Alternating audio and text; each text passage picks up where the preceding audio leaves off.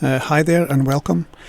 So you're happily working away in Blender, whatever you happen to be doing, whether it's modelling, rigging, animation, compositing, creating materials and textures, you name it. And then you realise that you've gone wrong and you want to be able to backtrack. So you start hitting the Control and Z key over and over a few times. You may not have realised this, but you can only go back so far with these undo steps. By default, in fact, in Blender you have a maximum of 32 undo steps. And for anyone who's fallen foul of that, you may know that it can be bad news. So what if you feel you'd be more comfortable having more than 32 undo steps available to you? Here's a quick tip.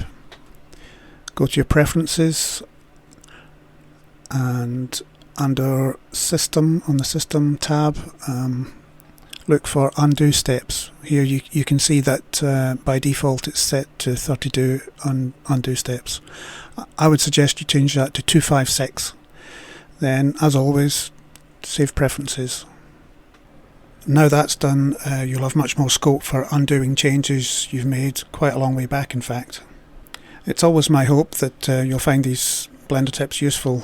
If they're not, please do let me know about that. And if they are helpful to you, let me know about that too. I'm working on a few others just now, actually. So obviously I'd like them to be of value to you. Watch out for those being posted in the coming days. To be sure that you get to see them when they come out, please subscribe and set your notifications. And if you know someone who might like this tip or the channel, then please share it around. Please do also feel free to like, to comment, or to constructively criticise, or to put forward any suggestions you have as regards topics or issues you'd like to see covered on the channel. I'll be grateful for your feedback. Thanks, bye for now.